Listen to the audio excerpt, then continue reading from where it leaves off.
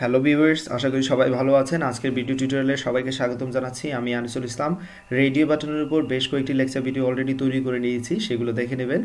আমরা অলরেডি শিখে গেছি কিভাবে রেডিও বাটন ক্রিয়েট করতে হয়। সোফার আমরা কি করেছি, রেডিও বাটন ডেমোর একটা ক্লাসের একটা অবজেক্ট তৈরি করে নিয়েছি। এখানে ফ্রেম ক্রিয়েট করার জন্য আমরা কনস্ট্রাক্টরের সাহায্য নিয়েছি। কনস্ট্রাক্টরে এখান থেকে ইনিট কম্পোনেন্টস মেথডকে কল দিয়েছে এবং এইখানে কি করেছি, আমরা ফ্রেমের সাইজ, লোকেশন বা টাইটেল এগুলো সেট করে দিয়েছি। তারপর কন্টেইনার ফ্রেমের জন্য কন্টেইনার মধ্যে আমাদের ফ্রেমটাকে রেখে দিয়েছি। তারপর কন্টেইনার ব্যাকগ্রাউন্ড কালার চেঞ্জ করেছি। এখানে দেখতে পাচ্ছেন ফন্ট ক্রিয়েট করা আছে, বাটন গ্রুপ ক্রিয়েট করা আছে। তারপর আমরা কি করেছি, মেল এবং ফিমেল নামে দুইটা রেডিও বাটন ক্রিয়েট করেছি এবং সেগুলোকে বাটন গ্রুপের সাথে অ্যাড করে দিয়েছি।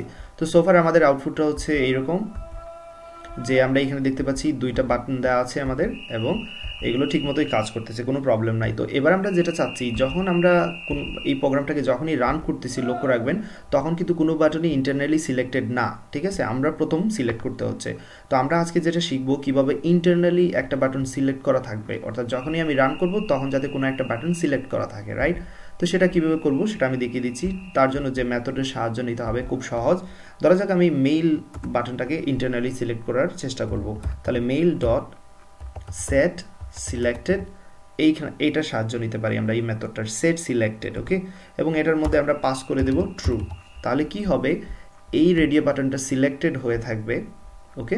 তো আমরা রান করে দেখি সেটা হচ্ছে কিনা না। দেখুন এবার কিন্তু অলরেডি সিলেক্টেড মেইল বাটন, ওকে। তারপরে আপনি চাইলে চেঞ্জ করতে পারেন, কিন্তু যতবারই এবার রান করবেন প্রোগ্রামটা ততবারই দেখবেন মেইলটা সিলেক্টেড।